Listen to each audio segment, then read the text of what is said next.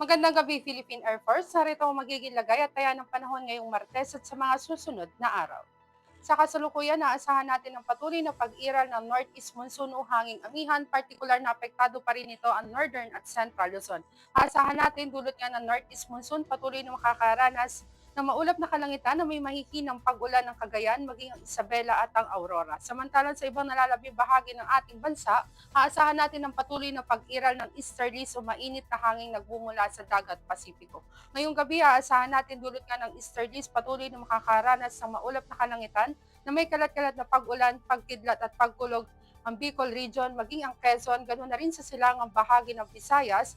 Dito naman sa Mindanao, particular yan dito sa Dinagat Island, maging sa Surigao del Norte at Surigao del Sur. Samantalang para sa magiging lagay at taya ng panahon bukas, aasahan pa rin natin patuloy ang maulap na kalangitan na may mahihinang pag-ulan dito sa Cagayan at Isabela, maging sa Aurora, dulot nga yan ng Northeast Monsoon. Dito naman sa silangang bahagi ng Bicol Region, maging dito sa silangang bahagi ng Visayas, aasahan din natin bukas ang patuloy na maulap na kalangitan na may kalat-kalat na pag-ulan, pagkidlat at pagkulog, dulot pa rin yan ng easterlies. Sa Metro Manila at iba nalalabing bahagi ng Luzon, ganoon na rin sa iba nalalabing bahagi ng Visayas, aasahan naman natin ang bahagyang maulap hanggang sa maulap na kalangitan, ngunit di natin inaalis sa mga posibilidad ng mga pulu-pulong pag-ulan na kuminsan na may pagkidlat at pagkulog.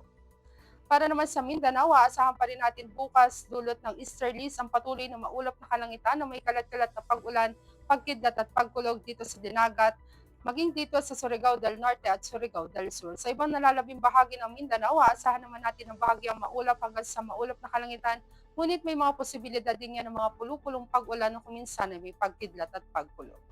Para naman sa magiging lagay at taya ng panahon sa mga susunod na araw, aasahan natin patuloy ang bahagyang maulap hanggang sa maulap na kalangitan na may mga posibilidad pa rin ng mga pulu-pulong pag-ulan na kuminsan ay may pagkidlat at pagkulog dito sa Metro Manila, maging sa Cavite, ganoon na rin sa Angeles, maging sa Lipa, sa Puerto Princesa at sa Kalayaan Island. Ganon din ang aasahan natin dito sa Mactan, maging sa Zamboanga at sa Davao. Para naman sa ating astronomical information, ang araw ay lulubog sa ganap na 1733 dito sa Metro Manila at asahan natin sisikat bukas sa ganap na 0618. Para naman sa ating moon illumination, meron tayong 11% increasing.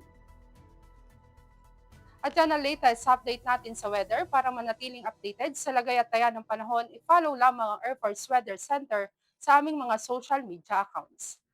At sa ngalan ng aming commanding officer na si Colonel Alvin John Cugador, Philippine Air Force General Staff Corps, I'm Staff Sergeant Jessa C. Cuenca, Weather Broadcaster ng Air Force Weather Center.